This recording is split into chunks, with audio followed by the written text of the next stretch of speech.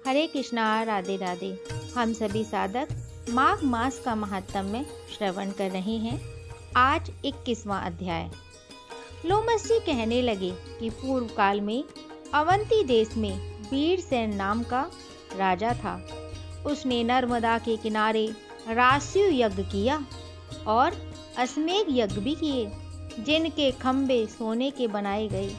ब्राह्मणों को अन्न का बहुत सा दान किया और बहुत सी गाय, सुंदर वस्त्र और सोने के आभूषण दान में दिए। वह देवताओं का भक्त और दान करने वाला था।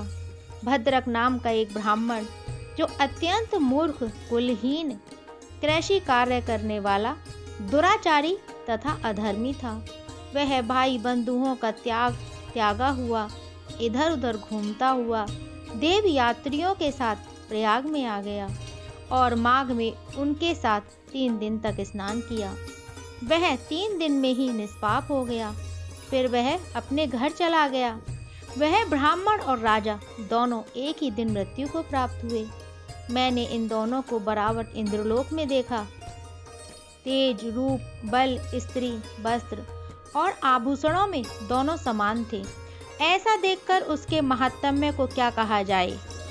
रास्यु यज्ञ करने वाला स्वर्ग का सुख भोगकर फिर भी जन्म लेता है, परंतु संगम में स्नान करने वाला जन्म मरण से रहित हो जाता है।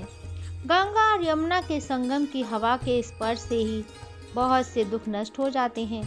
अधिक क्या कहें, और किसी भी तीर्थ में किए गए पाप माघ मास में प्रयाग में स्नान करने से नष्ट हो जाते हैं। मैं पिशाच मोचन नाम का एक पुराना इतिहास सुनाता हूँ। इस इतिहास को ये कन्याएं और तुम्हारा पुत्र भी सुने, इससे इनको स्मृति प्राप्त होगी।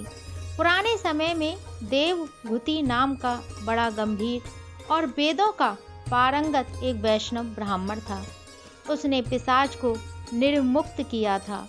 वेदनिधि कहने लगे कि वह कहाँ का रहने वाला, किसका पुत्र, किस पिशाच को उसने निर्मुक्त किया। आप विस्तार पूर्वक यह सब कथा सुनाइए।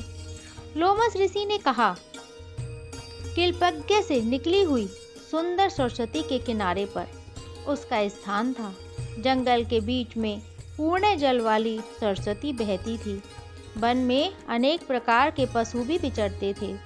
उस ब्राह्मण के श्राप के भय से पवन भी बहुत सुंदर चलती थी और वन चैत्र रथ के समान था।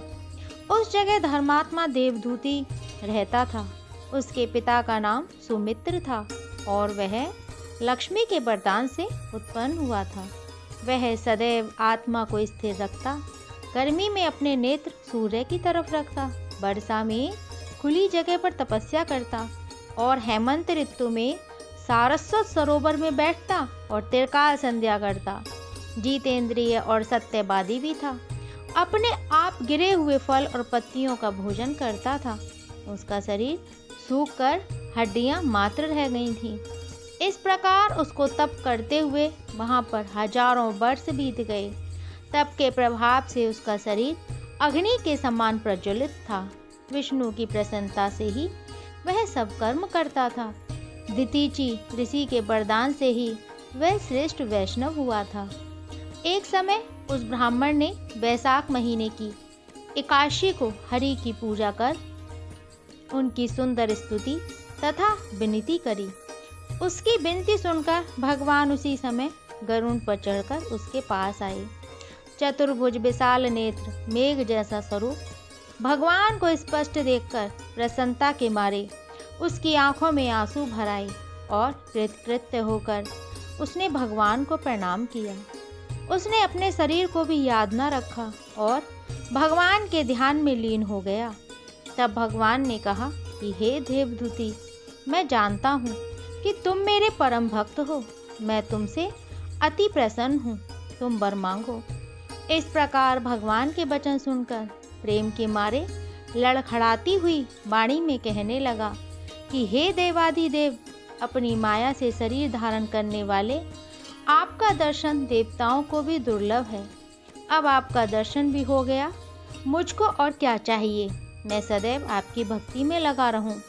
भगवान उसके वचन सुनकर कहने लगे कि ऐसा ही होगा तुम्हारे तप में कोई बाधा नहीं पड़ेगी। जो मनुष्य तुम्हारे कहे गए स्रोत को पढ़ेगा, उसकी मुझ में अचल भक्ति होगी, उसके धर्म कार्य सांगोपांग होंगे और उसकी ज्ञान में परम निष्ठा होगी। यह अध्याय यहीं विराम लेता है। हरे कृष्णा, राधे राधे।